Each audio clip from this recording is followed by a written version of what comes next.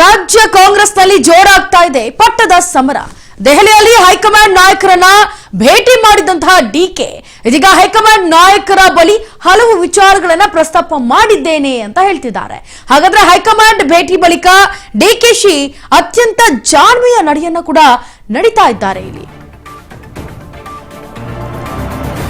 ಇದೀಗ ರಾಜ್ಯದ ಕಾಂಗ್ರೆಸ್ನಲ್ಲಿ ಜೋರಾಗ್ತಾ ಇದೆ ಪಟ್ಟದ ಸಮರ. ದೆಹಲಿಯಲ್ಲಿ ಹೈಕಮಾಂಡ್ ನಾಯಕರನ್ನ ಭೇಟಿ ಮಾಡಿದಂತಹ ಡಿಕೆ ಹೈಕಮಾಂಡ್ ನಾಯಕರ ಬಳಿ ಹಲವು ವಿಚಾರಗಳನ್ನ ಪ್ರಸ್ತಾಪ ಮಾಡಿದ್ದಾರೆ. ಹೈಕಮಾಂಡ್ ಭೇಟಿ ಬಳಿಕ ಡಿಕೆಶಿ ಅತ್ಯಂತ ಜಾಣ್ಮೆಯ ನಡೆಯನ್ನ ನಡೆದಿದ್ದಾರೆ. ಈ ನಡುವೆ ಕೈ ಪಡೆಯಲಿ ಇದೀಗ ಒಂದು ಕೋಲಾಹಲವೇ ಸೃಷ್ಟಿಯಾಗುವಂತಹ ಚಾನ್ಸಸ್ ಇದೆ.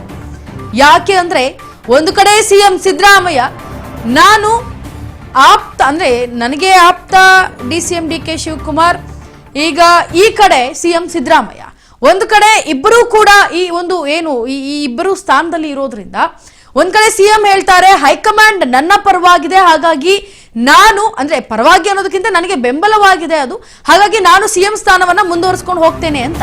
ಆದ್ರೆ ಡಿಕೆಶಿ ಹೇಳ್ತಾರೆ ನನಗೆ ಹೈಕಮಾಂಡ್ ಮೇಲೆ ಭರವಸೆ ಇದೆ, ನನಗೂ ಕೂಡ ಅರ್ಹತೆ ಇದೆ ಅಂತ.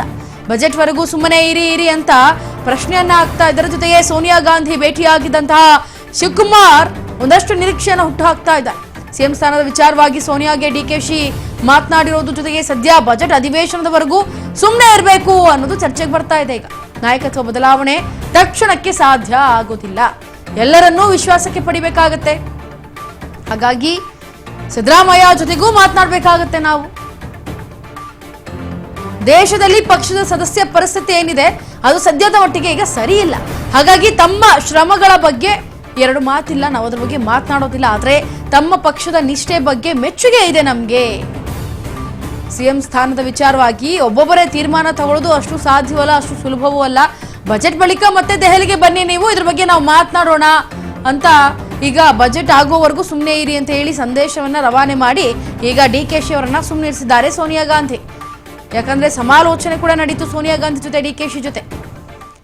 ದೆಹಲಿ ಪ್ರವಾಸವನ್ನ ಸಂಪೂರ್ಣವಾಗಿ ಬೆನ್ ಬಿಡದೆ ರಾಹುಲ್ ಅವ್ರನ್ನ ಭೇಟಿ ಆಗುವಂಥದ್ದು, ಸೋನಿಯಾ ಅವ್ರನ್ನ ಭೇಟಿ ಆಗುವಂಥದ್ದನ್ನ ಡಿಕೆಶಿ ಅವರು ಮಾಡ್ತಾನೇ ಬಂದ್ರು. ಆದ್ರೆ ಒಂದ್ ಹೇಳೋದಂತೂ, ಈಗ ಸಿದ್ದರಾಮಯ್ಯ ಅವರು ಡಿಕೆಶಿ ಅವರು ಇವರಿಬ್ಬರು ಪರಸ್ಪರ ಏನ್ ಮಾತನಾಡಿದಾರೋ ಗೊತ್ತಿಲ್ಲ. ಆದ್ರೆ ಈ ಪರಸ್ಪರದ ಮಾತುಕತೆಯಲ್ಲಿ ಸಿಎಂ ಮಗ ಹೇಳ್ತಾರೆ ನಾವೇ ನಮ್ಮಪ್ಪನೇ ಒಂದು ಇನ್ನು ಮುಂದಕ್ಕೆ ಇರುವಂತಹ ಆಡಳಿತಾಧಿಕಾರವನ್ನ ಈ ಸಿಎಂ ಸ್ಥಾನವನ್ನ ಮುಂದುವರ್ಸ್ಕೊಂಡು ಹೋಗ್ತಾರೆ ಅಂತ.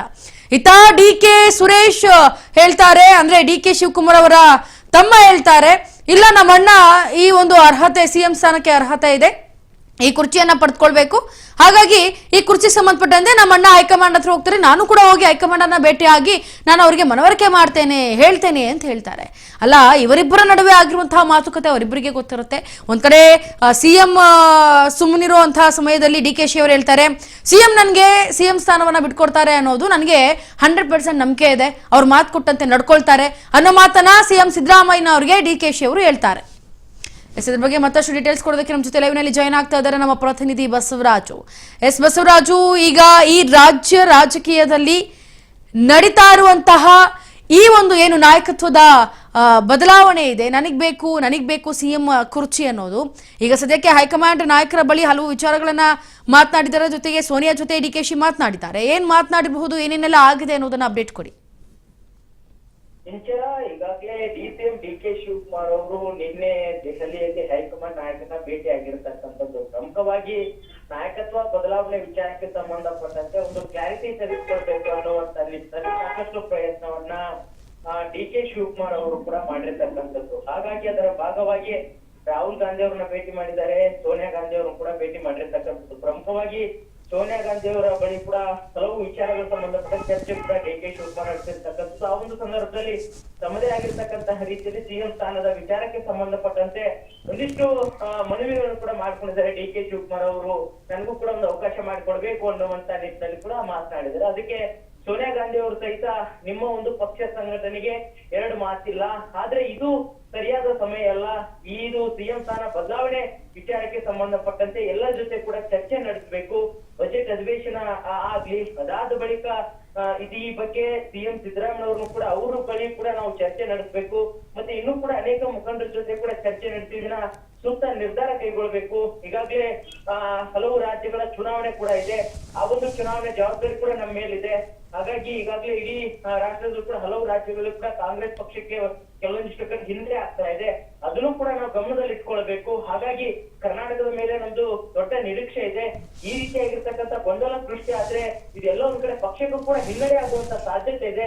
ಹಾಗಾಗಿ ಇದನ್ನೆಲ್ಲವನ್ನು ಕೂಡ ಗಮನದಲ್ಲಿ ಇಟ್ಕೊಂಡು ನೀವು ತಾಳ್ಮೆಯಿಂದ ಇರಬೇಕು. ನಾವೆಲ್ಲವನ್ನು ಕೂಡ ಅದನ್ನ ಬಗೆಹರಿಸ್ತೇವೆ ಅನ್ನುವಂತ ನಿಟ್ಟಿನಲ್ಲಿ ಕೂಡ ಸೋನಿಯಾ ಗಾಂಧಿ ಅವರು ಡಿ.ಕೆ. ಶಿವಕುಮಾರ್ ಅವರಿಗೆ ಒಂದು ಅಭಯವನ್ನು ಕೊಟ್ಟಿದ್ದಾರೆ ಎನ್ನುವಂತ ಮಾಹಿತಿ ಇದೆ.